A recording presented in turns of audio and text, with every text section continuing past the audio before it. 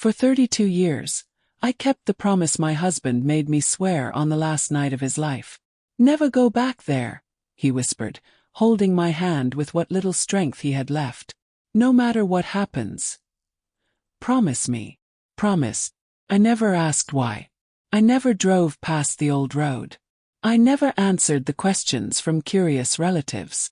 When people asked where we had met, I changed the subject.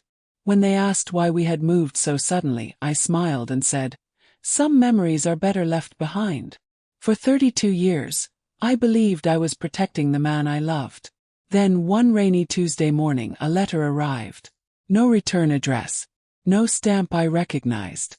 Inside was only one sentence. Asterisk, if you still honor Thomas's promise. It is finally safe to come back. Asterisk. Underneath the words was a small brass key. The same key my husband had buried with his own hands before we left that place forever. That was the moment I realized. The promise had never been made to protect me from the past. It had been made to protect the future. My name is Margaret Collins, and I am 76 years old. People often think the greatest burden of old age is losing the people you love. They are wrong. Sometimes the heaviest burden is carrying a promise so long that it becomes part of who you are. Thomas and I were married for 43 years. He was the quiet kind of man. He rarely spoke about his childhood. Never raised his voice. Never complained. But every autumn, around the middle of October, he would disappear for one day. He never told me where he went. When I asked, he would simply kiss my forehead and say, "One day you'll understand." I stopped asking after the 10th year. Some marriages survive because both people tell each other everything. Ours survived because we learned to respect each other's silence. When cancer finally took him, he was no longer the strong carpenter I had fallen in love with. He looked smaller, fragile, but his eyes carried the same fear I had only seen once before. The day we left that old town forever, hours before he passed away, he asked everyone to leave the hospital room. Only the two of us remained. He reached beneath his pillow and placed a small brass key in my hand.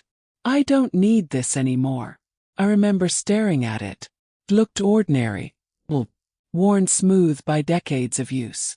"What does it open?" I asked. He smiled sadly. "I hope you'll never find out." Then he closed my fingers around it. "If anyone ever tells you to return, don't." He struggled to breathe. "Promise me." Promise. When I came home after the funeral, I buried the key beneath the old oak tree in our backyard. Exactly where he had asked me to. Months became years. Years became decades. Life moved on. Or at least I thought it had. Until the letter arrived. And suddenly, everything I believed about my husband's final promise began to fall apart. The letter stayed on my kitchen table for 4 days. Every morning I told myself I would throw it away. Every evening I found another excuse to keep it. At 76, routines become sacred. I woke up at 6, watered the roses Thomas had planted nearly 30 years earlier, fed the birds that gathered outside my window, made a single cup of coffee, sat in the same chair where my husband used to read the newspaper. Life had become wonderfully predictable after his death. Lonely, but predictable. That letter had shattered all of it. I found myself staring toward the backyard more often than usual, toward the old oak tree. The tree Thomas insisted on planting the year after we retired. People thought it was simply his favorite tree. Only I knew the truth. Beneath its roots rested a small brass key, wrapped inside an old cloth, hidden exactly where he had asked me to bury it. For 32 years I had never touched that spot. Not once. Sometimes, while pulling weeds nearby, I would accidentally glance toward it.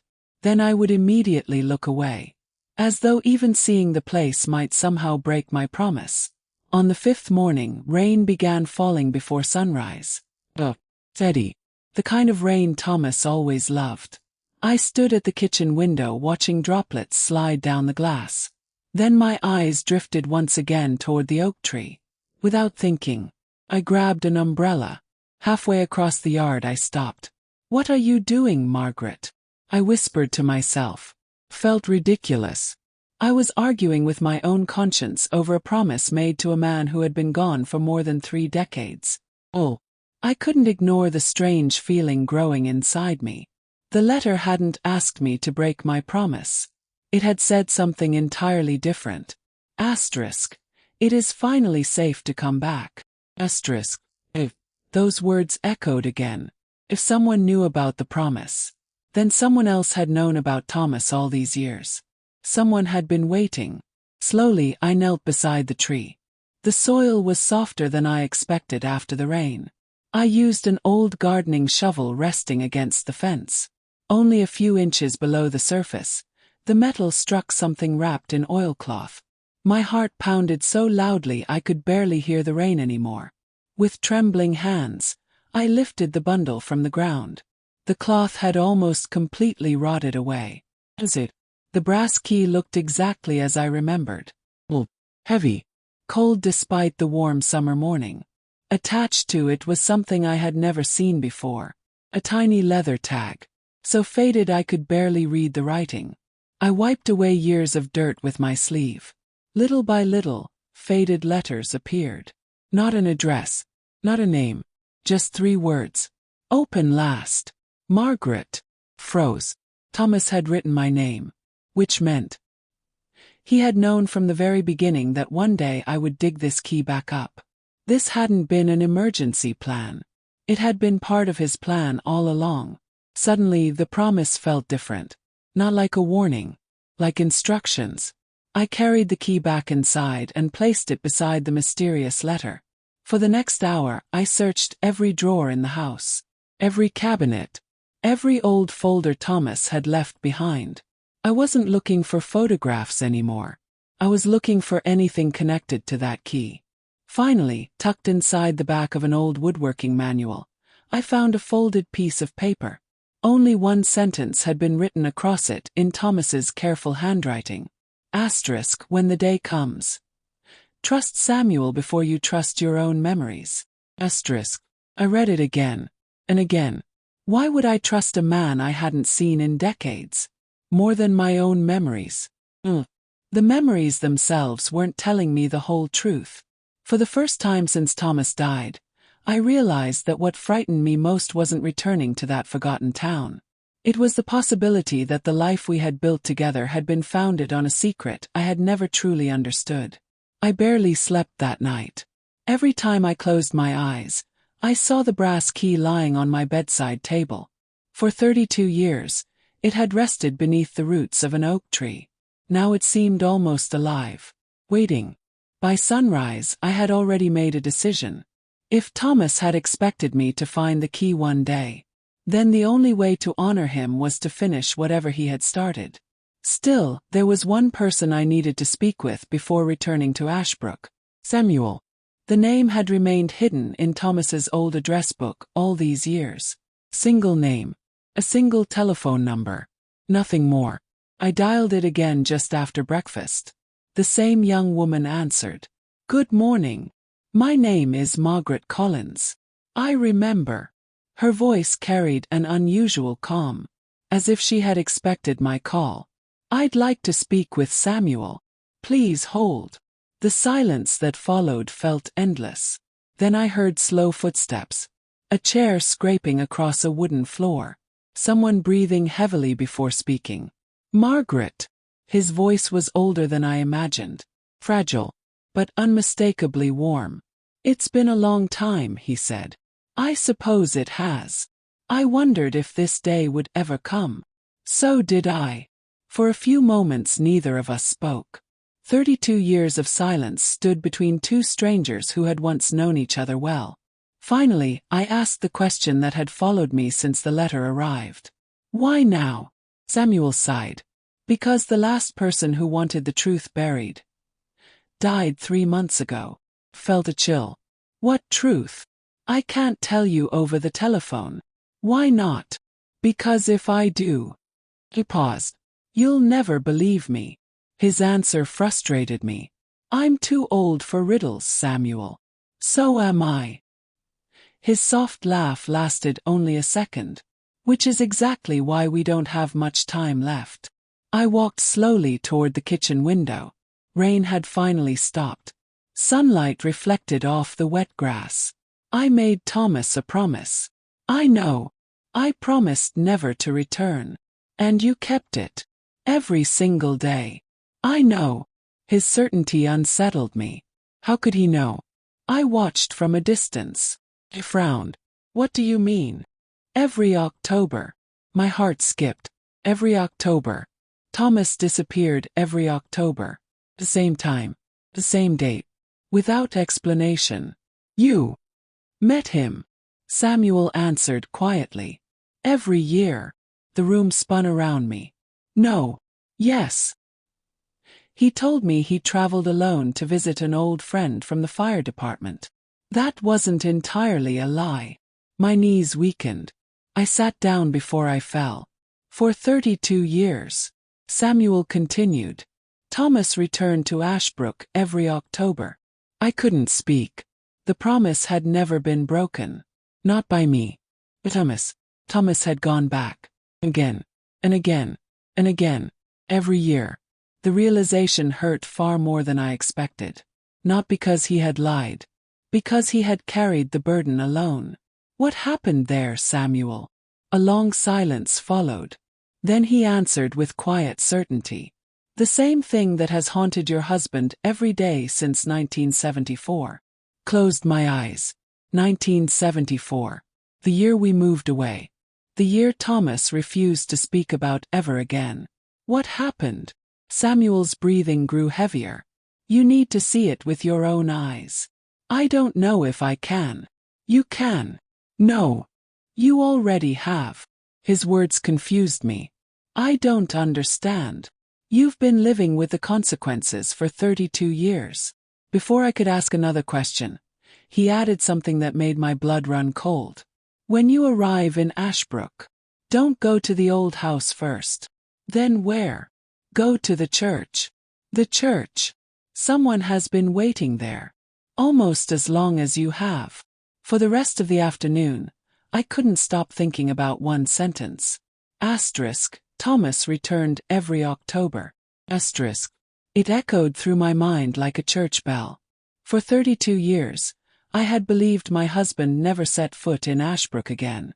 Not because he told me. Because I wanted to believe him. Now I found myself questioning memories I had never questioned before.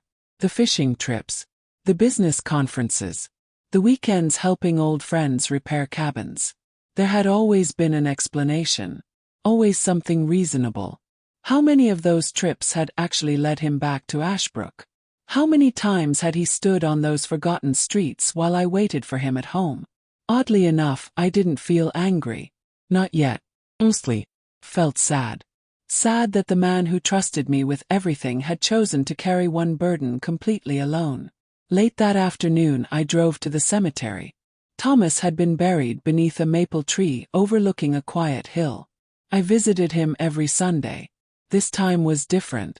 I carried the brass key in my coat pocket. I stood in front of his headstone for several minutes before saying anything. You lied to me. The words sounded strange. Not cruel. Simply honest. A gentle breeze moved through the cemetery. The maple leaves whispered overhead. I wish you had trusted me. My eyes filled with tears. We survived 43 years together. We survived losing our first child. We survived bankruptcy. We survived cancer. So why couldn't we survive the truth? For a long moment I simply stood there. Then something caught my attention. Fresh flowers. White lilies. They hadn't been there the previous Sunday. Someone else had visited Thomas. I looked around the cemetery. There was no one nearby. Only rows of old gravestones stretching across the hillside. Curious, I bent down. Tucked beneath the flowers was a small envelope. No stamp. No name. Just one word written in careful handwriting. Margaret. My hands immediately began to shake. Inside was a folded note. Asterisk. I hoped I would see you here before you decided whether to come back. Asterisk. No signature. Asterisk. Thomas asked me to watch over you if anything ever happened to him. Asterisk. I looked around again. Nothing. No footsteps. No cars. No movement. Only silence. Asterisk. If you choose to return to Ashbrook, remember one thing. Asterisk. I unfolded the final section. Asterisk. The truth isn't hidden inside the house. Asterisk. Asterisk. The truth has been waiting in plain sight for 50 years. Asterisk. I stared at those words for what felt like forever. Who had left this? Samuel. Someone from Ashbrook. Or someone who had been watching me all along. As I slipped the letter back into its envelope, I noticed something unusual. Faint smell. Old cedar wood. Exactly the same scent Thomas's workshop had carried for decades. It was so familiar that it stopped me in my tracks. Then I remembered. Thomas had never used cedar. When he built one particular object, an old wooden keepsake box, unlike every other piece of furniture in our home, he never allowed anyone to touch it, not even me. After his funeral, I had stored it in the guest room closet without thinking much about it. For 32 years, I had never opened it, not because he forbade it, because I simply assumed it contained ordinary tools or papers. That evening, I climbed the stairs more slowly than usual. The closet door creaked as I opened it. Dust covered everything inside. Winter blankets, old suitcases, broken lamp. There, on the highest shelf, sat the cedar box, exactly where I had left it 3 decades earlier. I carefully lifted it down. It was heavier than I remembered. Its brass lock had no keyhole, only a strange metal plate engraved with 3 words. After the letter arrives. Froze. Thomas hadn't just expected the letter. He had prepared for it, long before he died. Which meant one thing. This wasn't a mystery unfolding by chance. It was a journey my husband had designed, one careful step at a time. I carried the cedar box to the dining room table. The same table where Thomas and I had shared nearly every meal for more than 40 years. Suddenly felt less like furniture, and more like a witness. Outside, evening shadows stretched across the garden. The house was perfectly silent. Even the old grandfather clock in the hallway seemed louder than usual. I ran my fingers across the lid. The cedar still carried its unmistakable scent. Fresh. Almost impossible after so many years.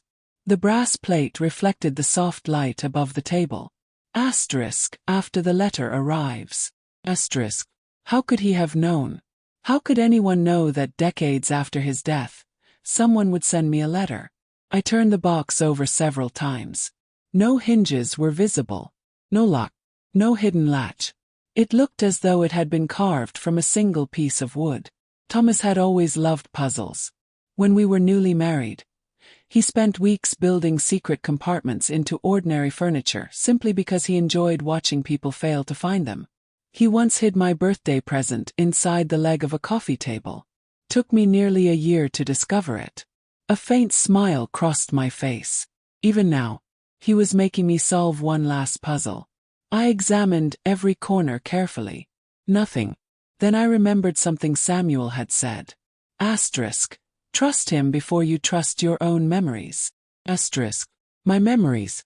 Closed my eyes. Thomas in his workshop. His sleeves rolled above his elbows. The smell of sawdust. The sound of sandpaper moving rhythmically across wood. A sentence I hadn't thought about in over 30 years returned with startling clarity. If something matters enough, never force it. Open my eyes. Never force it. I placed both hands gently on the lid instead of trying to pry it open. Almost absent-mindedly, I slid my thumb across the brass plate. Moved. Barely. Tiny click echoed inside the box. I held my breath. The plate shifted sideways, revealing a narrow groove. Inside rested a folded piece of yellowed paper. Nothing else. No jewels. No money. No photographs. Only a single folded page.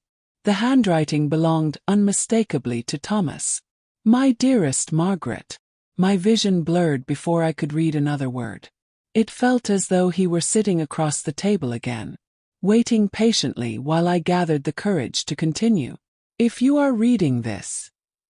Asterisk. Then Samuel kept his promise. Asterisk. I swallowed hard. Asterisk. You probably believe I lied to you. Asterisk. Asterisk. I did. Asterisk. The honesty struck me immediately. No excuses. No attempt to soften the truth.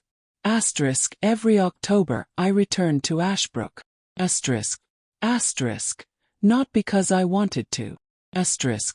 Asterisk. Because someone had to. Asterisk. A tear rolled onto the page. I wiped it away before the ink could smear. Asterisk. You once asked why we never had another child after Sarah. Asterisk. My hands began trembling. Sarah. Our daughter. She had lived only 6 weeks. We had almost never spoken about her after the funeral. The pain had simply been too great. Asterisk. The answer begins in Ashbrook. Asterisk. I stopped reading. Oh, that couldn't be possible. Sarah had been born 3 years after we moved away. What could Ashbrook possibly have to do with our daughter? I forced myself to continue. Everything you believe happened after we left that town. Asterisk. Actually began before we ever arrived there. Asterisk. Felt my pulse quicken. The room suddenly seemed too small, too quiet, too heavy. Near the bottom of the page, Thomas had drawn a rough map. Simple. Only a few streets, a church, the old bridge, cemetery, and one location circled in dark pencil. The orphanage. Beneath it, he had written only 6 words. Asterisk. Start where no one remembers looking. Asterisk. I stared at the map for several minutes. An orphanage. Thomas had never once mentioned an orphanage. Not in 43 years of marriage. Then another realization struck me. Samuel hadn't told me to go to the old house. He had told me to go to the church. Thomas was telling me to go to the orphanage. 2 different places. 2 different people. Both insisting the truth began somewhere else. Which meant the answers weren't waiting in one location. They were pieces of a story. A story my husband had carefully divided. Knowing I would have to put it back together myself, I spread the map across the dining room table. It wasn't professionally drawn. Thomas had sketched it by hand. The streets were slightly crooked. The church stood in the center. The old bridge crossed the river to the east. The orphanage rested near the edge of town, surrounded by trees. In the corner, almost as an afterthought, he had written one sentence. Asterisk. Some places disappear long before they are demolished. Asterisk. I traced the road leading toward the orphanage with my finger. No matter how hard I tried, I couldn't remember it. That frightened me. Ashbrook had been my home for almost 6 years. How could I completely forget an entire building? Closed my eyes. I searched every memory. The grocery store. The bakery on Main Street. Mrs. Whitaker's flower shop. The old cinema where Thomas took me on our first date. I remembered all of them. But the orphanage? Nothing. Not even a vague image. It was as if someone had carefully erased only that place. Suddenly, I remembered another sentence from Thomas's letter. Asterisk. Trust Samuel before you trust your own memories. Asterisk. What if my memories weren't incomplete? What if they had been protected? The thought sounded absurd. Yet nothing about the past week felt ordinary anymore. I folded the map and slipped it carefully into my handbag.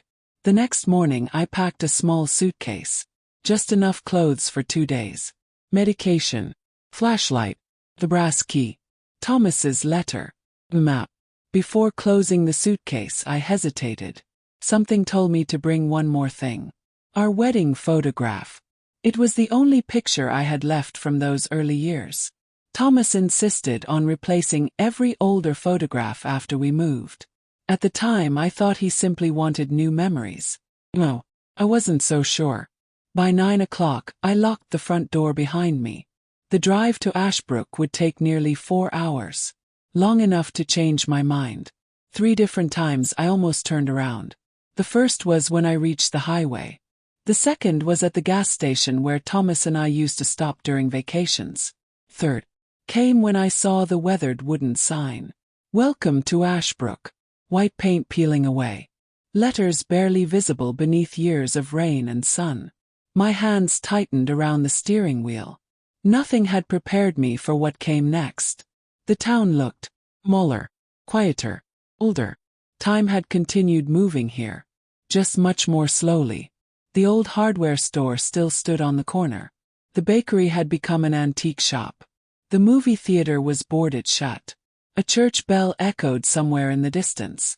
Everything felt strangely familiar, yet strangely distant, like walking through someone else's dream. I parked beside the town square and stepped out. The air smelled exactly the way I remembered. Fresh-cut grass, old brick, rain-soaked wood. For one brief moment, I felt 28 years old again. Then I noticed something. People were looking at me. Not casually, not with curiosity, with recognition. An elderly man sitting on a bench lowered his newspaper. A woman arranging flowers outside a cafe stopped working.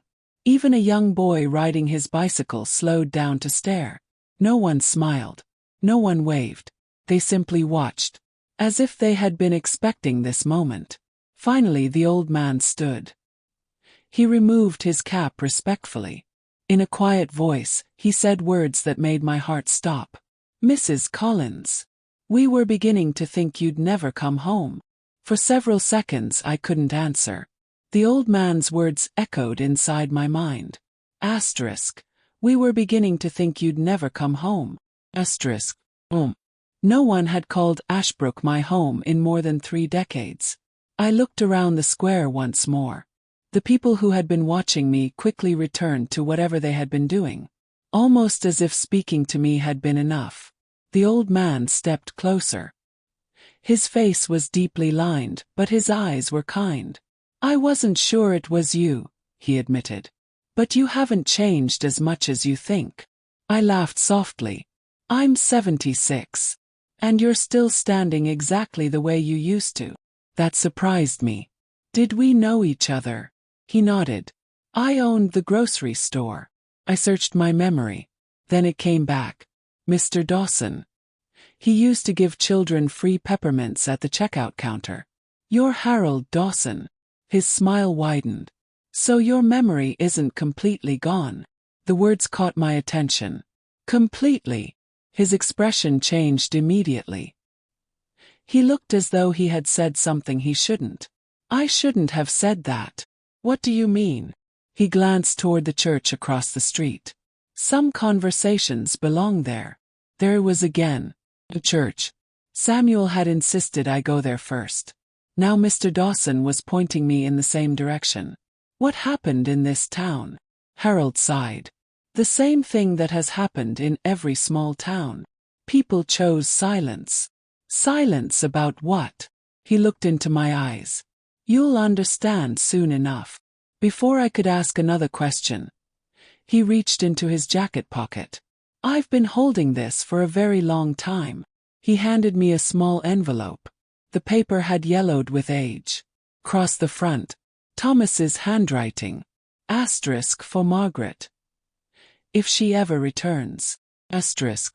My hands began trembling again. "Thomas left this with you 32 years ago. And you've kept it all this time." I gave him my word. I stared at the envelope. Another promise.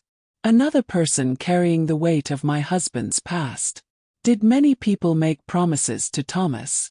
Harold smiled sadly. "More than you could imagine." Before leaving, he gently touched my shoulder. "The church is open. It has been waiting." Those words stayed with me as I crossed the town square. The church looked almost unchanged. White wooden walls. Tall stained glass windows. A narrow bell tower rising above the surrounding trees. I remembered attending Christmas services there. I remembered weddings. Community dinners. Children laughing on the front steps.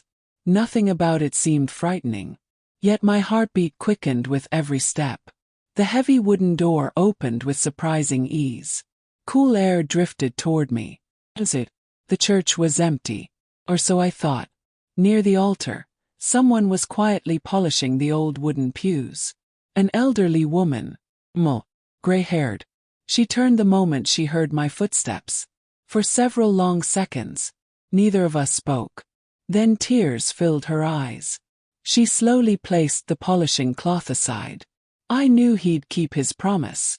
I frowned. You knew Thomas. She smiled. I knew both of you. I'm sorry. I don't remember. I know. There was no disappointment in her voice. Only understanding. My name is Eleanor. She walked toward me. I was the orphanage nurse. The orphanage. Every nerve in my body seemed to awaken. Thomas's map. His letter. The circled building. It all pointed here. I don't remember an orphanage. I know. She nodded gently. That's because you were never supposed to. I felt the floor shift beneath my feet. What does that mean? Instead of answering, Eleanor looked at the wedding photograph sticking out of my handbag. She froze. Very slowly, she reached toward it. Her fingers brushed the edge of the old picture. Then she whispered something so quietly I almost missed it. She's wearing the necklace. My heart skipped. What necklace? Eleanor looked directly into my eyes. The one that never belonged to you. For a long moment, I simply stared at Eleanor. The necklace, I repeated. She nodded slowly. The small gold pendant. Instinctively, I touched my neck. The pendant had rested there for almost 50 years. Oval, delicate, with a tiny forget-me-not flower engraved on the front. Thomas had given it to me on our 5th wedding anniversary. Or at least, that's what I had always believed. You recognize it? Yes. Recognition wasn't the right word. The look on Eleanor's face was something much deeper. Sorrow, relief, and guilt. I've recognized it every day for the last 50 years. My heart began to race. What are you talking about? Instead of answering, she motioned toward the front pew. Please sit. The church was silent except for the soft ticking of an old clock somewhere behind the altar. Eleanor remained standing for a moment, as though gathering the courage to say something she had carried inside for decades. When Thomas brought you here, you were wearing that necklace. I frowned. Brought me here? Yes. I've been coming to this church since I married him. She slowly shook her head. No. Before that. Those 2 words unsettled me more than anything else she had said. I never lived in Ashbrook before meeting Thomas. She shook her head. You did.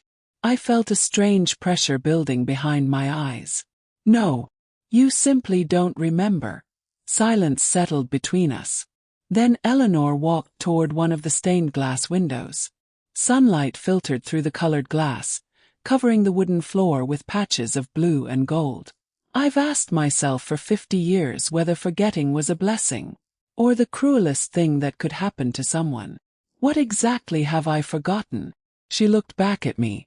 Your first life. The words sounded impossible, almost absurd. My first life. The life you had before Thomas. I laughed nervously. There wasn't one. There was. She spoke with complete certainty. You just lost it. Understood. This doesn't make any sense. I know. It sounds impossible. But impossible things happened in Ashbrook. She walked toward a cabinet beside the altar. From inside, she removed a thick leather ledger. Its pages were yellow with age. She placed it gently in front of me. Open it. I hesitated. Then carefully turned the brittle pages. Birth records. Baptisms. Adoptions. The handwriting changed from page to page as different priests recorded each event through the years. Eleanor stopped me halfway through the book. Here. She pointed to a single entry. The ink had faded but remained readable. I leaned closer. My breathing stopped. Written across the page, in elegant cursive, was my name. Margaret and Foster. Not Margaret Collins. Not my married name. My maiden name. Below it, another line. Asterisk, returned to St. Agnes home following the bridge incident. Asterisk. I blinked several times. The words refused to make sense. What is St. Agnes' home? Eleanor answered softly. The orphanage. I looked at her, then back at the ledger, then at her again. I wasn't an orphan. No, you weren't. Then why is my name here? Eleanor closed her eyes. Because after the accident, no one knew who you were anymore. A cold sensation spread through my body. What accident? She inhaled slowly. The bridge collapsed. My hands gripped the edges of the old book. It happened during the flood of 1974. The year.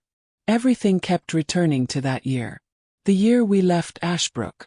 The year Thomas stopped speaking about the past. The year Samuel said everything had changed. You survived. Eleanor continued carefully. But when they found you, you couldn't remember your own name. I stared at her in complete disbelief. No. They identified you only because of that necklace. My fingers tightened around the pendant resting against my chest. The necklace belonged to your mother. The room seemed to tilt. The Collins family was never the first family you belonged to. Every certainty I had carried throughout my entire life suddenly began to crack. If Eleanor was telling the truth, then the greatest secret Thomas had ever kept wasn't about him. It was about me. No. The word escaped my lips before I could stop it. This isn't possible. Eleanor didn't argue. She simply waited. Experience had probably taught her that some truths cannot be accepted all at once. I stood and walked toward the stained glass window. Outside, the afternoon sun illuminated the churchyard exactly as it must have done 50 years earlier. Children's laughter drifted from somewhere across the square. For a brief moment, everything looked painfully ordinary. How could a place carrying so much silence appear so peaceful? I remember my parents, I whispered. My father taught mathematics. My mother baked apple pies every Sunday. I remember our little white house. Eleanor smiled gently. I believe you do. I turned toward her. What does that mean? Memory is a remarkable thing. When it's broken, it often fills empty spaces with pieces that feel safe. I felt anger rising for the first time. Are you saying my childhood is imaginary? No. I'm saying it may not belong entirely to you. The sentence landed like a stone. I wanted to leave, to get back into my car, to drive home, to forget every word I had heard. I reached into my handbag and removed my wallet. Inside, folded behind my driver's license, was the oldest photograph I owned. A faded picture of my parents standing beside a white farmhouse. I handed it to Eleanor. Without hesitation, she studied it. Then her expression softened. I know this couple. Hope rushed through me. You do. She nodded. They adopted you. The church fell silent again. Adopted. The word echoed through every corner of the room. No. They never told me. They were instructed not to. By who? The doctor. What doctor? The one who believed forgetting was the only way to save you. I felt my knees weaken. Eleanor guided me gently back to the pew. The bridge accident wasn't just an accident. What do you mean? She looked toward the old wooden cross above the altar. Several children were crossing the bridge when it collapsed during the flood. The current was stronger than anyone expected. You were carried nearly a mile downstream. I listened without breathing. When Thomas found you, you were unconscious. He found me. Yes. He refused to leave your side. For the first time since arriving in Ashbrook, something finally made sense. Thomas hadn't entered my life by chance. He had entered it long before I believed we had met. He stayed at the hospital every day. When you finally woke, you couldn't remember your own name. My hands instinctively gripped the necklace again. The pendant was the only clue, but no surviving relatives could be found. The flood had taken more than the bridge. It had scattered families, destroyed records, taken lives. Closed my eyes. Somewhere deep inside, Something stirred. Not a memory. More like a feeling. Cold water. The sound of rushing current. Someone shouting my name. Strong arms pulling me upward. Gasp. Eleanor noticed immediately. What did you remember? I don't know. It wasn't a picture. It was fear. She nodded. That's how memories often return. Not as images. As emotions. Before I could speak again, the heavy front door of the church opened. Both of us turned. An elderly man entered slowly with the help of a wooden cane. His shoulders were bent with age. His white hair was neatly combed. The moment his eyes met mine, he stopped walking. Tears filled his eyes almost instantly. For several seconds, neither of us moved.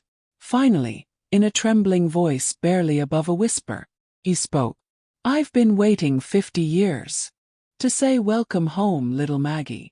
For a moment, I forgot how to breathe. The old man stood just inside the church doorway, gripping his cane with both hands. His eyes never left mine. He wasn't looking at a stranger. He was looking at someone he had mourned. Eleanor quietly stepped beside him. You made it, Walter. He smiled without taking his eyes off me. I promised I would. Promises. Everywhere I turned in Ashbrook, another promise waited for me. Another life. Another truth. The old man took a slow step forward. Then another. His movements were careful but determined. When he finally stood before me, he raised one trembling hand. He didn't touch my face. He simply held it there as though afraid I might disappear. I never thought I'd live long enough to see this day. His voice cracked. My name is Walter Foster. The surname struck me immediately. Foster. The name in the church ledger. Margaret and Foster. I looked at Eleanor. She lowered her eyes. Then back at Walter. My father was Richard Foster. Walter nodded slowly. He was. I knew him. No. Walter smiled sadly. You don't. Silence settled over us. Finally, he reached inside the pocket of his old coat. From it, he removed a worn leather wallet. The leather had faded almost gray with age. Carefully he opened it. Hidden inside was a photograph. He held it toward me. There were only 2 copies. I accepted it with trembling fingers. The picture showed a young woman standing beside a river. She couldn't have been more than 25. She was smiling, holding the hand of a little girl. The girl looked no older than 6. Dark hair. Large curious eyes. A tiny gold pendant resting against her dress. The same pendant. My pendant. I stared at the little girl's face, then instinctively touched my own. The resemblance was unmistakable. My hands began shaking so violently I almost dropped the photograph. Who? Who is she? Walter answered without hesitation. You. I couldn't speak. He pointed toward the young woman. And that's your mother. I felt tears filling my eyes before I even realized I was crying. My mother died when I was little. Walter nodded. She did. But not the way you were told. I looked up sharply. What do you mean? He took a deep breath. She didn't die from illness. She died trying to save you. The church disappeared around me. All I could hear was my own heartbeat. Walter slowly sat on the nearest pew. His age was finally catching up with him. The bridge collapsed faster than anyone expected. Your mother pushed you toward the riverbank. She saved your life. His eyes filled with tears. She never made it out. Covered my mouth. The images came without warning. Not complete memories. Only fragments. Vain. Cold water. Someone screaming. Hands reaching for me. A woman shouting my name. Nothing. I nearly fell. Eleanor caught my arm before I lost my balance. Walter watched quietly. It started. What started? The memories. I shook my head. I can't tell what's real anymore. You don't have to. They'll return when they're ready. He reached back into his wallet. There was one more thing. This time, it wasn't a photograph. It was a folded newspaper clipping. Yellow. Fragile. The date across the top immediately caught my attention. October 18, 1974. Exactly 50 years ago. Walter handed it to me. Across the front page, in large black letters, the headline read, "Local carpenter saves young girl from flood. Refuses to leave her side ****. Below the headline, a black and white photograph. A young man soaked from head to toe. Mud covering his clothes. Holding an unconscious little girl wrapped in a blanket. I recognized the man instantly. 24 years old. Terrified. Exhausted. Looking at the child in his arms as though losing her would break him forever. I lowered my eyes to the little girl. Her face was partly hidden beneath the blanket. But around her neck, there was no doubt. The small gold pendant was already there. I wasn't looking at someone else's story anymore. For the first time, I was looking at the day my husband first found me. I couldn't stop staring at the newspaper. The edges were brittle. The ink had faded. But Thomas's face, it was unmistakable. He looked so young. His clothes were soaked with river water. His hands were wrapped tightly around the little girl. He refused to let anyone else carry me. I traced the photograph with my fingertips. He never told me. Walter smiled sadly. No. He never would. Why? Because he made a promise. Another promise. It seemed my entire life had been built upon promises I never knew existed. Walter leaned back against the pew. After they pulled you from the river, everyone believed you wouldn't survive. The doctor said your injuries were severe. But Thomas refused to leave. For 3 days. I swallowed. He stayed. Walter nodded. He slept in the hospital hallway. He argued with every nurse who tried to send him home. He even threatened to carry you to another hospital if they stopped treating you. A tear rolled down my cheek. That sounded exactly like Thomas. Quiet. Until someone he loved was in danger. When you finally opened your eyes, Walter continued, the first person you saw wasn't the doctor. It wasn't me.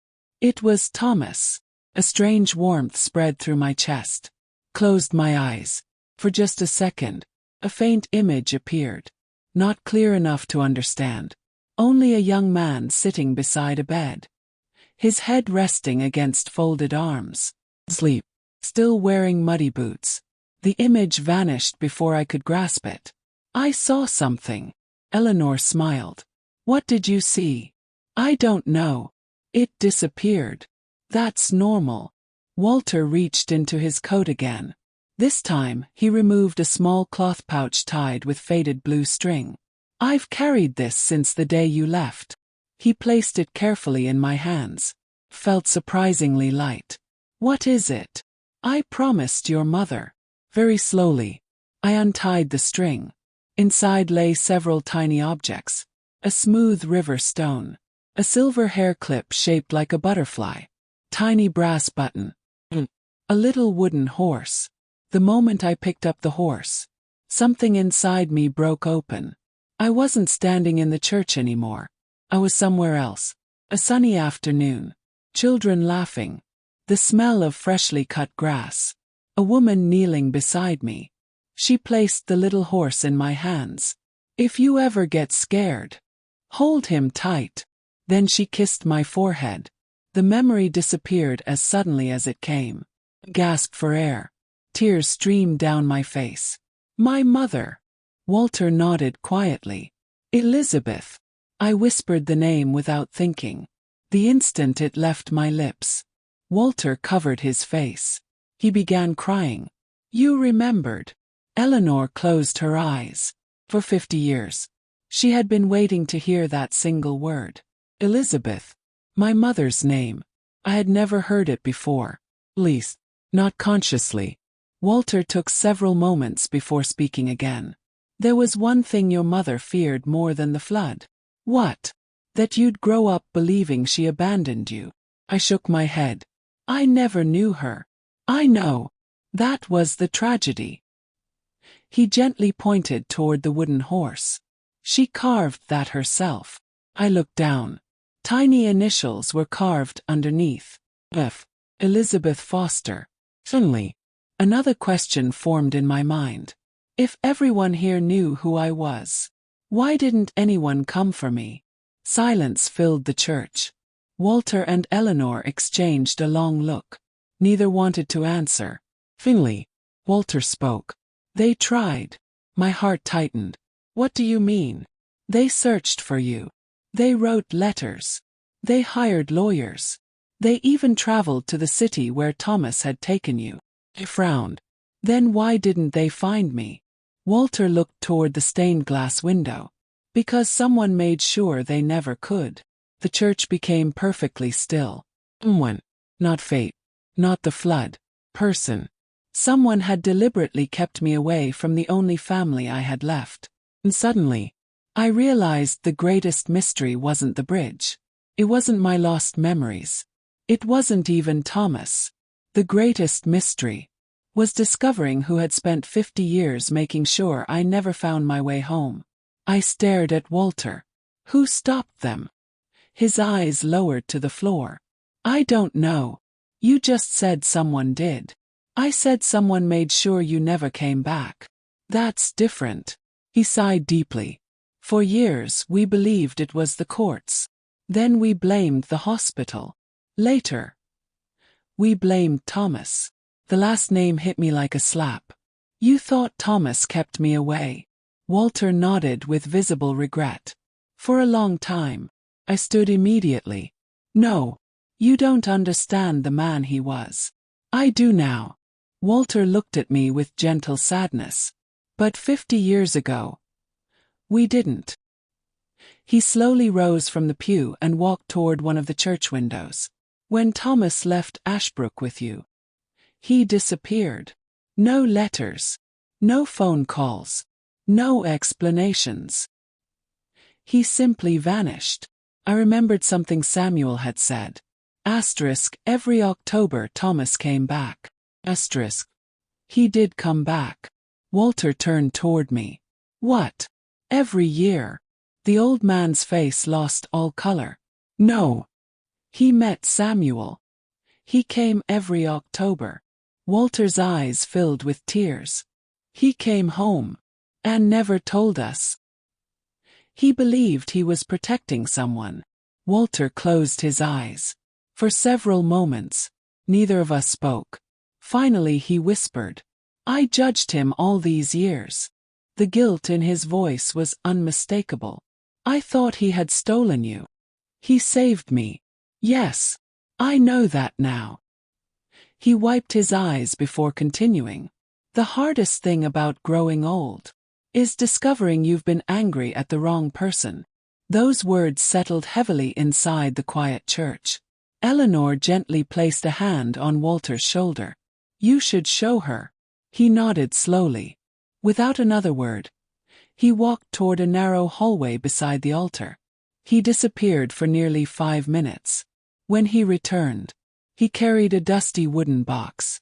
Unlike Thomas's cedar box, this one was simple, unpainted, worn smooth by time.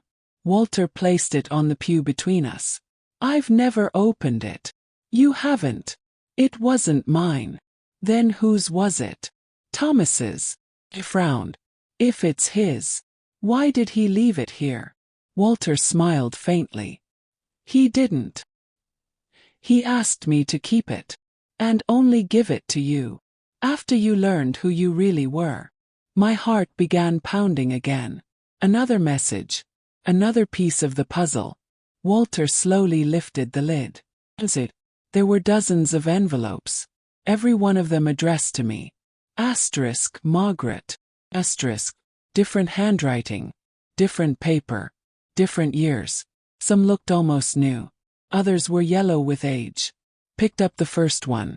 The date written in the corner read, October 1983. 9 years after the flood.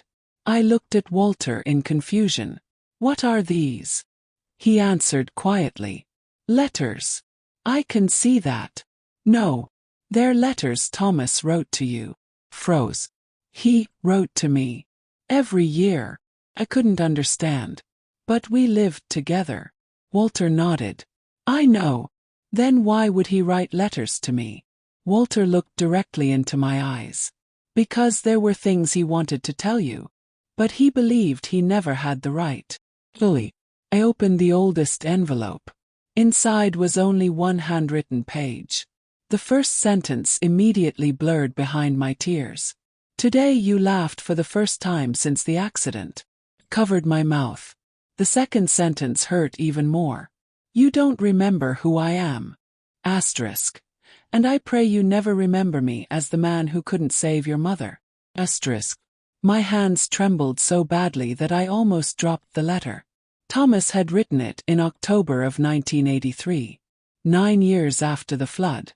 9 years after he had carried me out of the river. 9 years after I had forgotten who he was.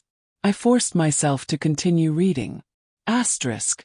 You smiled today because we planted roses behind our little house. Asterisk. Asterisk.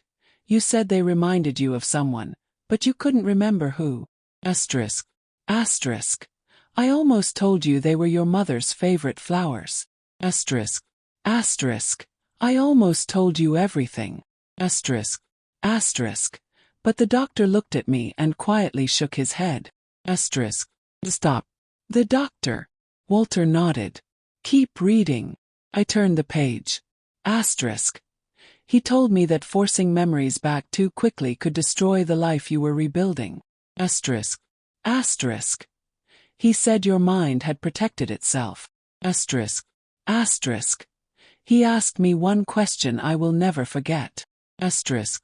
Asterisk. Would you rather have the woman you love alive without her memories? Or risk losing her forever trying to bring them back? Asterisk. A tear landed on the paper. Thomas had never told me because he had been afraid. Not afraid of the truth. Afraid of losing me again. I whispered the next lines aloud. Asterisk, I chose you. Asterisk. Asterisk, not your memories. Asterisk. Asterisk, not the past. Asterisk. Asterisk, just you. Asterisk. The church remained perfectly silent. Walter quietly removed his glasses and wiped his eyes. I judged him for 50 years. When he was protecting you. I opened another envelope. October 1987. Asterisk, today you asked why I always watch the river during storms. Asterisk. Asterisk, I lied. Asterisk. Asterisk. I said I liked the sound of the rain. Asterisk. The truth is. Asterisk. I'm terrified the river will try to take you away again. Asterisk. I couldn't breathe. Every strange habit Thomas ever had suddenly made sense. He hated heavy rain. He insisted we leave whenever rivers flooded. He refused to buy houses near bridges. Every decision, every fear, had begun on the day he pulled me from that water. I reached for another letter. Walter gently touched my arm. Not yet. I looked up. There are 43 letters. One for every year of your marriage. They deserve time. I carefully placed them back into the box. For the first time, I understood that my husband had spent an entire lifetime writing conversations he believed I might never be ready to hear. Eleanor broke the silence. There's one place left. The orphanage. She nodded. The building is empty now. But not abandoned. What does that mean? Walter answered. Some things were never taken away. What things? The records. My pulse quickened. What records? The ones Thomas never wanted anyone else to find before you. He reached into the box one final time. This time, he removed a small iron key. Older than the brass key. Heavier. Blackened with age. It opens the archive room. The archive. Walter nodded. The room beneath the orphanage. I frowned. Beneath. There was always a basement. No one outside the staff knew about it. Thomas's map flashed into my mind. Asterisk, start where no one remembers looking. Asterisk, not the church. Not the old house. The orphanage. The basement. The place almost everyone had forgotten existed. Walter slowly placed the iron key into my hand. It has waited 50 years. For the girl who never came back. The church bell rang softly, 5 slow chimes, as though time itself had been counting the years. I looked at the old iron key resting in my palm. Somewhere beneath the abandoned orphanage, a room had remained locked for half a century. And for reasons I still didn't understand, Thomas had believed whatever was hidden there would finally explain everything. The orphanage stood exactly where Thomas had marked it on the map, hidden behind towering oak trees. Its white paint had long since faded to gray. Several windows were boarded shut. Others reflected nothing but the cloudy afternoon sky. Nature had begun reclaiming the building. Vines climbed the stone walls. Wildflowers covered what had once been a playground. For a moment, I simply stood at the rusted front gate, trying to imagine children laughing here, trying to imagine myself among them. I still can't remember. Walter stood quietly beside me. You don't have to. The building remembers. I looked at him. What does that mean? He smiled gently. Some places keep stories better than people do. The front door groaned loudly as Eleanor pushed it open. A wave of cool, stale air drifted outside. Dust floated through thin rays of sunlight. Everything smelled of old wood, paper, time. The entrance hall looked frozen. Tiny hooks still lined one wall where children had once hung their coats. A cracked chalkboard leaned against another. Faded drawings decorated the hallway. Stars, birds, little stick figures holding hands. The silence felt respectful rather than frightening, as though the building refused to forget those who had lived inside it. Eleanor walked confidently through the hallway. She knew every step, every corner, every doorway. At the end of a narrow corridor stood an old wooden staircase. Instead of climbing it, she stopped beside a worn bookcase. Without saying a word, she removed 3 dusty books. Then she pressed gently against the empty shelf. A soft click echoed through the building. The entire bookcase shifted outward. Behind it, a narrow stone staircase disappeared into darkness. I stared in disbelief. There really is a basement. Walter nodded. Very few people ever knew. Eleanor handed me an old flashlight. It still works. The beam cut through decades of darkness. Stone walls surrounded us as we slowly descended. The air grew colder with every step. Not unpleasant, simply untouched. At the bottom stood a heavy iron door. Old, solid, waiting. I looked at the black iron key Walter had given me. For a moment, I couldn't move. 50 years. This door had remained locked for 50 years. Thomas had known about it. Samuel had known. Walter had known. Eleanor had protected it. All of them, waiting for me. I slid the key into the lock. It resisted at first. Then, with surprising ease, it turned. The sound echoed through the underground corridor. The heavy door slowly opened inward. Rows of wooden shelves stretched across the room. Hundreds of boxes. Leather-bound ledgers. Dust-covered files. Nothing had been disturbed for decades. Eleanor whispered softly, "Welcome to the memory room." I stepped inside. The flashlight swept across neatly labeled shelves. Birth records, medical files, admissions, adoptions, personal belongings. Every child's life carefully preserved. Walter pointed toward the back wall. Thomas only asked us to protect one box. There, alone on the highest shelf, rested a cedar chest, smaller than the one in my dining room. Across its lid, written in faded black ink, were 2 words, Margaret Foster. My heart stopped. Not Margaret Collins. The name I had almost forgotten. The name that had been waiting for me, long before I knew it belonged to me. I reached toward the box. But before my fingers touched the lid, I noticed something tucked beneath it. A folded envelope. The handwriting was unmistakable. Thomas. Across the front he had written only one sentence. "If you're holding this, asterisk, then you've finally found the life we lost together." Asterisk. My fingers hesitated above the envelope. For a long moment, I couldn't bring myself to open it. It felt impossible that Thomas had known this exact moment would one day arrive. 50 years after the flood. 32 years after his death. Yet here I was, standing beneath an abandoned orphanage, holding another letter written by the man who had spent his entire life preparing me for this journey. Very carefully, I unfolded the paper. My dearest Margaret, asterisk, if you are reading this, then you finally know your true name. Asterisk. I smiled through my tears. For the first time in days, the letter didn't begin with an apology. It began with relief. Asterisk. I've imagined this moment thousands of times.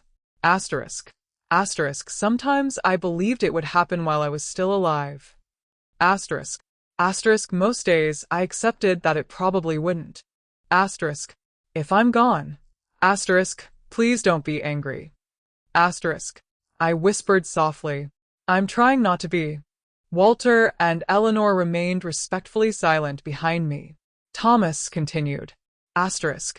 You deserve one truth before you open the cedar chest. Asterisk. Asterisk. I never saved your life. Asterisk. I frowned. What? The next sentence answered immediately. Asterisk. Your mother saved you. Asterisk. Asterisk. I only carried you the last few hundred yards. Asterisk. Tears blurred the page. Asterisk. For 50 years people called me a hero. Asterisk. Asterisk. I accepted their gratitude because correcting them would have exposed the one secret your mother begged me to protect. Asterisk. I looked toward Walter. His eyes widened. This. I've never read. I continued.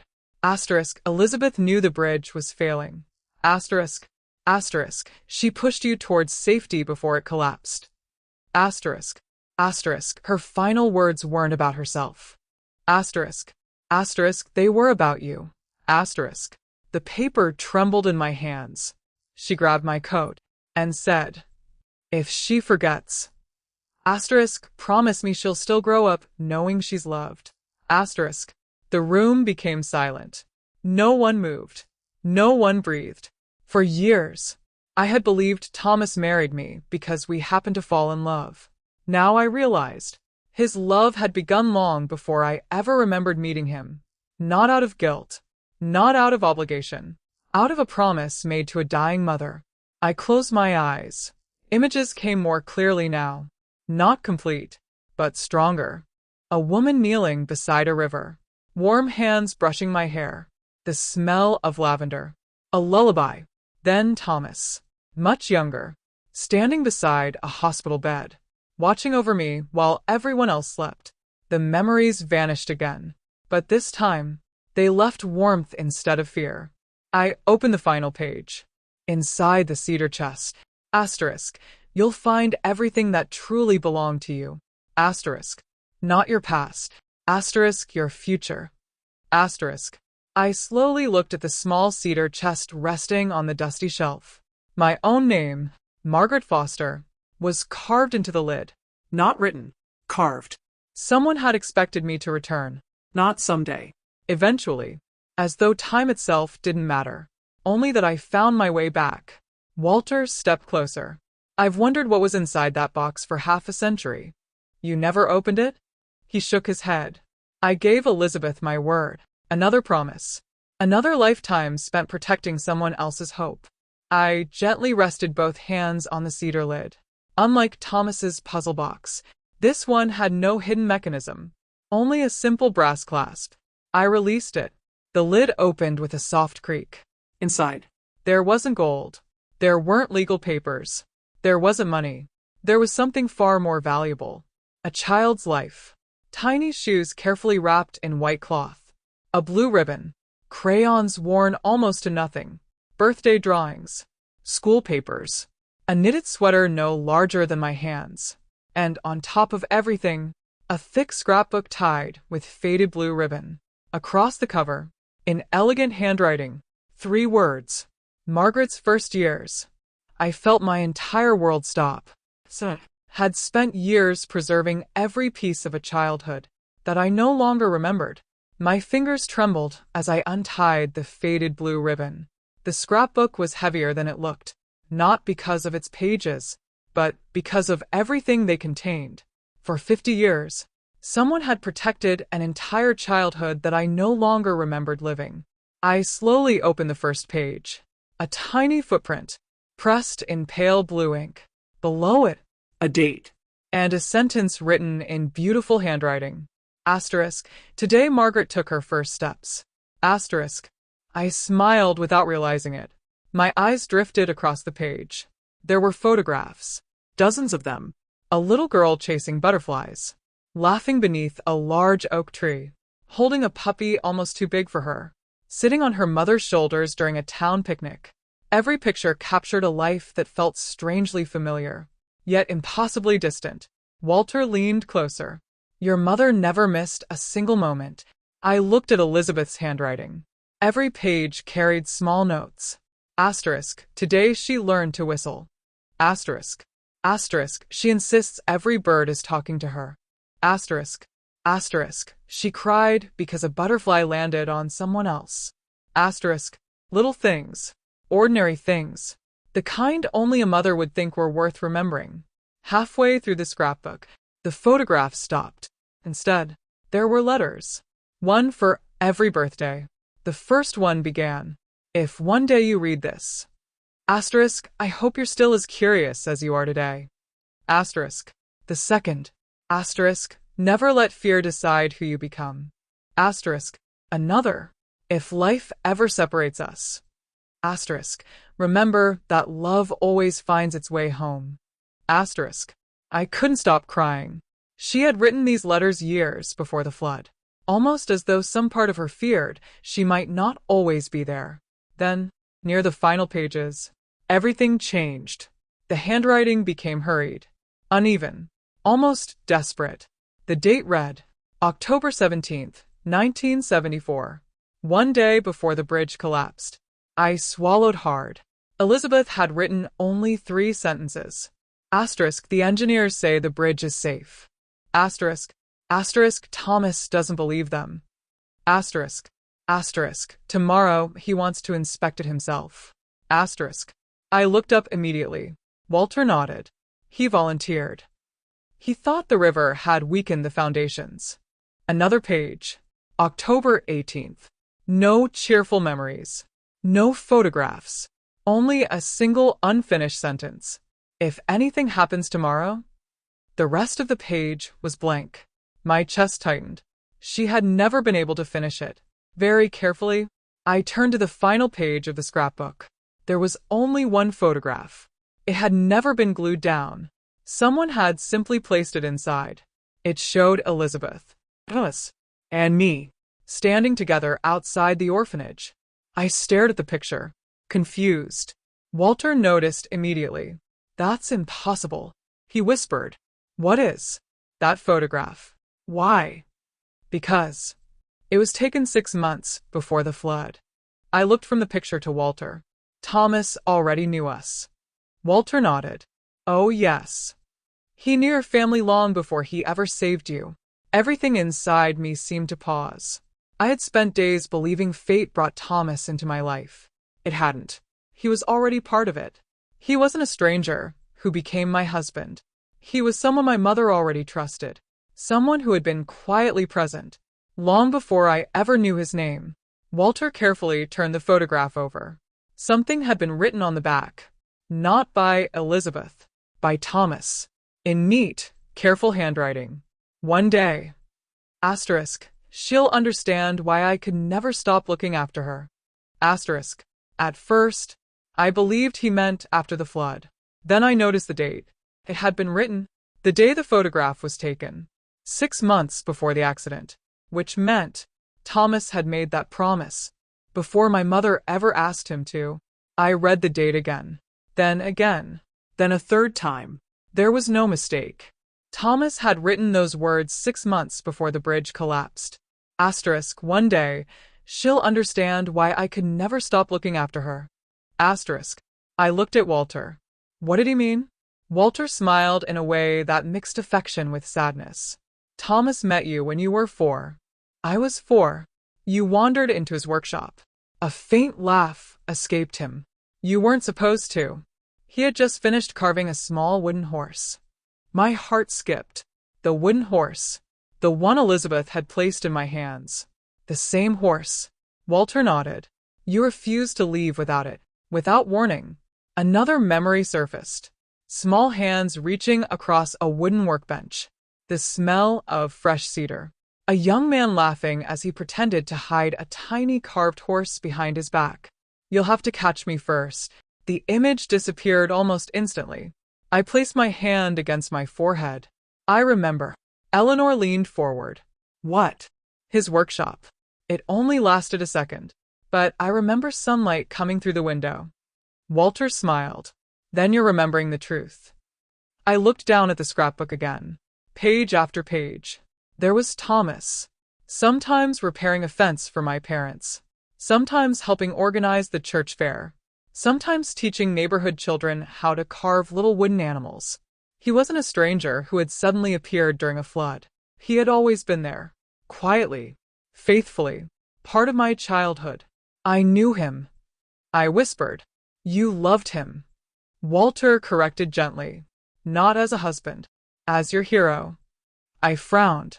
My hero? When you were little, every time anyone asked what you wanted to be when you grew up. Walter chuckled softly. You said you wanted to build beautiful things like Thomas.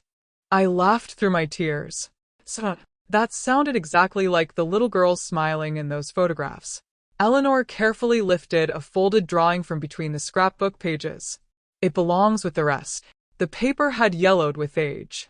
Across it, a child's drawing made with wax crayons. A little house. A large tree.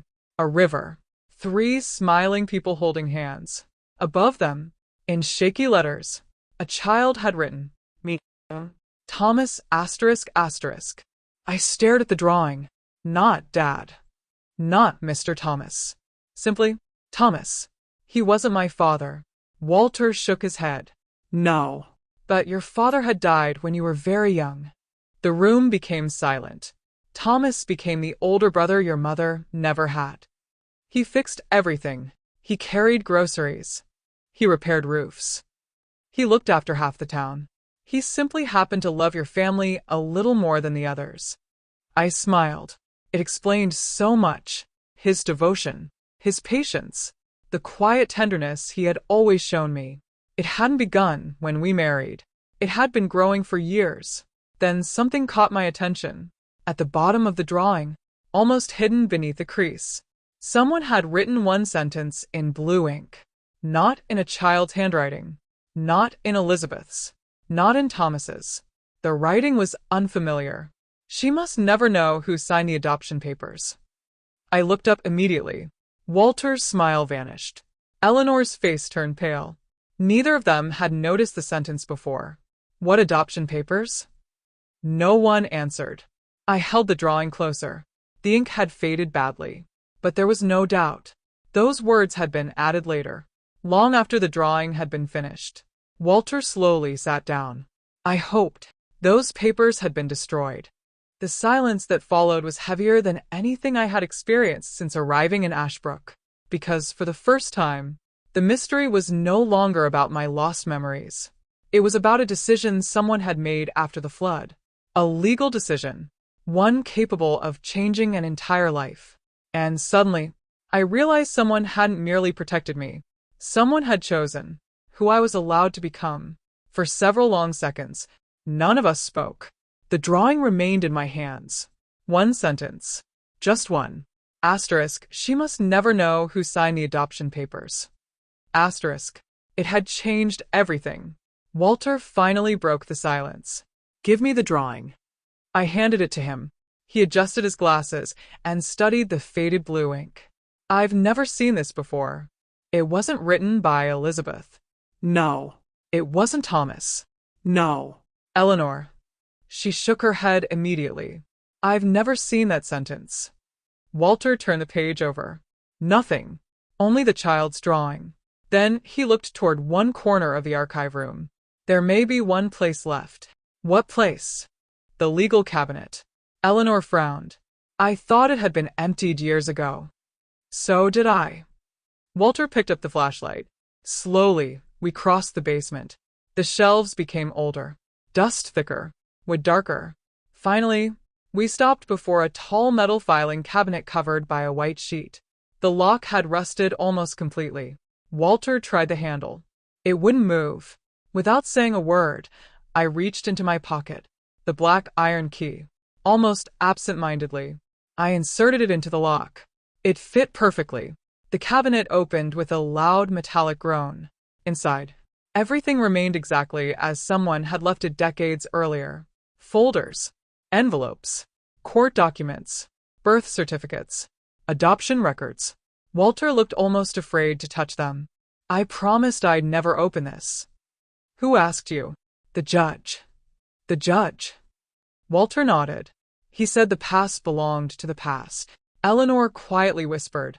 He was wrong. I searched through the files carefully. Nothing. Nothing. Nothing. Then, a brown envelope. Across the front, Foster, Margaret, and... My hands froze. Walter slowly nodded. This is yours. I carefully opened the envelope. Inside lay only 3 documents. The first, a medical report. The second, an adoption order. The third, a handwritten statement. I ignored the medical report. Instead, I unfolded the adoption papers. The date matched the year after the flood. Everything appeared ordinary, until I reached the bottom. There, beneath the judge's signature, was the name of the legal guardian requesting the adoption. I expected to read Thomas Collins. Instead, I read another name entirely. Samuel Whitaker. I looked up in confusion. Samuel? Walter seemed just as surprised. No, that can't be right. Eleanor. She leaned closer. Her face lost all color. I thought. Thomas signed. So did everyone else. The room became perfectly still. For 50 years, every person in Ashbrook had believed Thomas had taken me away. But legally, he hadn't. Samuel had. My mind raced. Why? Why would Samuel become my legal guardian, only for Thomas to raise me? Nothing made sense. I reached for the final document, the handwritten statement. Unlike every other paper, it wasn't official. It was personal. At the bottom, there was no signature, only initials.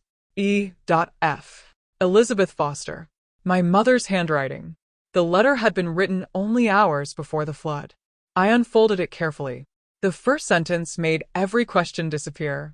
If anything happens to me, asterisk, Thomas must never become Margaret's guardian. Asterisk. I stopped breathing. Walter stared at me. What does it say? I looked back down, unable to believe the words.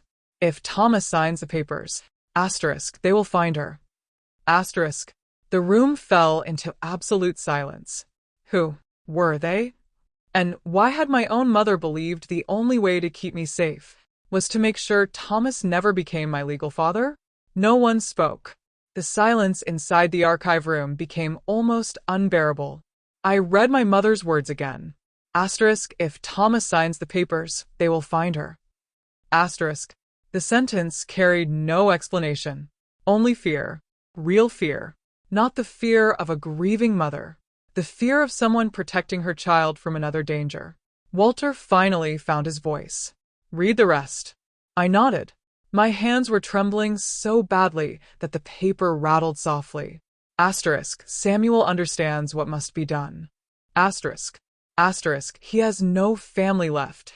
Asterisk. Asterisk, no one will look for Margaret if she becomes his responsibility first. Asterisk. Asterisk, Thomas knows why. Asterisk. Asterisk, he agreed. Asterisk. I closed my eyes. Every piece finally began falling into place. Thomas had never refused to become my guardian. He had sacrificed the right to do so. To protect me. Walter lowered his head. My God. For 50 years, we blamed the wrong man. Eleanor quietly wiped away a tear. He carried everyone's anger and never defended himself, because if he had, he would have exposed the promise he made to Elizabeth. I continued reading. The next lines were written much faster. The handwriting almost collapsed across the page. Asterisk. Margaret must never grow up afraid. Asterisk. If she forgets. Asterisk. Let her forget. Asterisk. If remembering puts her in danger. Asterisk. Let her build another life. Asterisk. I covered my mouth. That had been my mother's final wish. Not that I remember her. Not that I return to Ashbrook. That I live. Happily. Safely. Even if it meant forgetting everything. Walter looked toward the old ceiling. Elizabeth always loved her more than herself. I smiled through my tears. I know that now. The final paragraph remained. Only 3 short lines. When she is old enough. When the danger is truly gone. Asterisk. Bring her home. Asterisk. That was it. No explanation. No names. No accusations. Only trust. Trust in Thomas. Trust in Samuel. Trust that someday I would come back. I folded the letter carefully, then looked at Walter. Who were they? He remained silent. Not because he refused to answer, because he truly didn't know. I've spent half a century asking myself that question. So did Thomas. So did Samuel. No one ever discovered the truth. I frowned. Then why did everyone believe I was still in danger? Walter slowly reached toward the medical report I had ignored. You should read this. I unfolded it. Unlike the other papers, it wasn't written by a lawyer. It was signed by the hospital director. Most of it described my injuries. Concussion, hypothermia, memory loss. Nothing unexpected. And, near the bottom, a handwritten note. Asterisk, patient repeatedly identifies an unknown man standing outside the hospital window. Asterisk. I looked up. What? Walter nodded slowly. Every night, the nurses wrote about him. They never found anyone. I kept reading. Asterisk. Child becomes distressed whenever staff approach the window. Asterisk. Repeatedly says. I stopped. The next sentence made my blood run cold.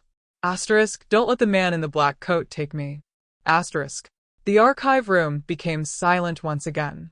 I had no memory of saying those words, but according to the report, I had repeated them every single night for nearly 2 weeks. Then, without explanation, I stopped. Completely. As though those memories had simply vanished. Walter looked directly into my eyes. The flood wasn't the only thing your mind erased. He paused. It also erased the reason you were afraid. For the first time, I understood something Thomas had spent his entire life trying to protect. He wasn't hiding the past because it was painful. He was hiding it because no one ever knew whether the danger had truly disappeared. No one moved. The words from the medical report refused to leave my mind. Asterisk. Don't let the man in the black coat take me. Asterisk. I whispered them aloud. The sentence felt strangely familiar, not as a memory, as a feeling. Walter slowly closed the medical file. I hoped you would never have to read that. Did anyone ever find him? He shook his head. No. The sheriff questioned everyone. They searched the woods, the river, the roads leading out of town. Nothing. Eleanor spoke quietly. But someone did see him. I looked at her immediately. Who? The night nurse. She said a man stood beneath the oak tree outside your hospital room every evening. He never entered. He never spoke. He simply watched. A cold shiver ran down my spine. What happened to him? No one knows. He disappeared as suddenly as he appeared. Walter sighed. For years, people believed grief had made the nurse imagine him. But then, he paused. Thomas told Samuel the same thing. My heartbeat quickened. Thomas saw him too? Walter nodded. 3 different times. And that's when everything changed. I leaned forward. What do you mean? Thomas stopped believing the flood was the only tragedy. He became convinced someone had been looking for you. I thought of my mother's final letter. Asterisk. If Thomas signs the papers, they will find her. Asterisk. She had known. Somehow, she had known. Walter reached into the bottom of the cabinet. There is one last file. It was thinner than the others. No name. No date. Only a simple label. Unclaimed. He handed it to me. I've never opened it. I carefully unfolded the first page. It wasn't a police report. It wasn't a court document. It was a child's drawing. Another one. This time, it showed a bridge. Heavy rain. A little girl holding her mother's hand. And, across the river, a tall figure wearing a long black coat. The face had been scribbled over with dark crayon, again and again, as though the child drawing it had been frightened. In the lower corner, someone had written one sentence. Asterisk, Margaret drew this 3 days after the flood. Asterisk, I couldn't breathe. That wasn't someone else's fear. It was mine. The drawing slipped from my hands onto the table. Eleanor gently picked it up. I always wondered why she covered his face. Walter answered softly. Perhaps because she couldn't remember it, or perhaps because she never wanted to. I looked toward the staircase leading back to daylight. For the first time, I understood something that had escaped me all week. The journey Thomas had prepared wasn't about solving every mystery. It was about healing. Some questions would never have answers. Some names would never be discovered. Some dangers would remain part of history. What mattered was that my mother had kept me alive. Samuel had protected me. Thomas had loved me without asking for anything in return. And an entire town had waited 50 years simply to welcome me home. I carefully gathered every letter, every photograph, every page of the scrapbook. Then I closed the cedar chest one final time. I don't need to know who the man was. Walter looked surprised. You don't. I smiled through my tears. No. I already know who the heroes were. For the first time since arriving in Ashbrook, the silence no longer felt heavy. It felt peaceful, as though the past itself had finally stopped waiting. The next morning, I returned to the cemetery before leaving Ashbrook. The sky was clear. For the first time since my journey had begun, the air felt lighter. I carried only 3 things: Thomas's letters, my mother's scrapbook, and the little wooden horse. Walter and Eleanor insisted on coming with me. Neither of them spoke during the drive. There was nothing left that needed explaining. Some stories end with answers. Ours ended with understanding. When we reached Thomas's grave, I knelt slowly beside the headstone. For several minutes, I simply looked at his name. Thomas Collins. Beloved husband. Beloved friend. The words suddenly felt too small. How could a stone possibly describe the life of a man who had spent 50 years protecting promises that weren't even his? I smiled. You were right. The wind gently moved through the maple leaves. You always said one day I'd understand. I finally do. I placed the small wooden horse beside the flowers. It belonged with me all along. Walter quietly stepped forward. I owe him an apology. He removed his cap. I spent half my life believing you stole Margaret from us. His voice broke. When all you ever did was keep your promise. No answer came. None was needed. Some people never ask to be remembered as heroes. Thomas had been one of them. Eleanor opened the scrapbook one final time. She carefully removed the very last blank page. I found this yesterday. She handed it to me. Tucked inside was another envelope. Unlike every other letter, it wasn't addressed to me. Across the front, Thomas had written only one word: Elizabeth. Walter frowned. He wrote to her? I slowly unfolded the paper. The handwriting was unmistakably Thomas's. Elizabeth. I don't know if promises can reach heaven. Asterisk, but I kept mine. Asterisk. My vision blurred. Asterisk, she laughed. Asterisk. Asterisk, she grew into the kind woman you hoped she'd become. Asterisk. Asterisk, she never stopped loving flowers. Asterisk. Asterisk, she still talks to birds when she thinks no one is watching. Asterisk. I laughed softly through my tears. Thomas had noticed. He had noticed everything. The letter continued. Asterisk, she doesn't remember your voice. Asterisk. Asterisk, she doesn't remember your face. Asterisk. Asterisk, but every beautiful part of you survived inside her. Asterisk. Asterisk, I didn't protect your daughter. Asterisk. Asterisk, you did. Asterisk. Asterisk, I simply had the privilege of loving her. Asterisk. By the time I reached the final lines, I could barely see the page. If she ever comes home, tell her she was never lost. Asterisk, she was only finding the road back. There was no signature. There didn't need to be. I carefully folded the letter and looked toward the horizon. The morning sun illuminated the hills surrounding Ashbrook. Suddenly, I understood why Thomas had never wanted me to remember too soon. Because memory alone doesn't heal. Love does. The memories gave me back my past. But love had carried me safely through every year I couldn't remember it. Before leaving the cemetery, I did one last thing. I placed fresh, white lilies beside Thomas's grave. The same flowers my mother had loved. The same flowers someone had quietly left there before I arrived. For the first time, the two people who had shaped my entire life were together. One through blood, the other through a promise. As Walter and I walked back toward the car, I stopped beside the old cemetery gate and looked back one final time. I don't think I'll stay away another 32 years. Walter smiled. You won't have to. You've already come home. A year later, I sold my little house. Not because I wanted to leave my old life behind, but because I had found the missing part of it. I bought a small cottage on the edge of Ashbrook, just a short walk from the church. The orphanage became a local museum, preserving the stories of every child who had once lived there. Thomas's 43 letters were donated to the town archives, not as love letters, but as a testament to quiet devotion. Visitors often ask why there is a small wooden horse displayed beside them. I always smile before answering, because every journey home begins with someone who refuses to let go. Sometimes children stop to look at it.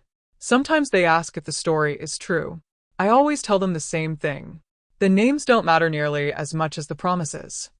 Because promises, when made with love, can outlive fear, outlive grief, even outlive memory itself. And every now and then, as I walk through Ashbrook at sunset, birds gather beneath the old oak trees.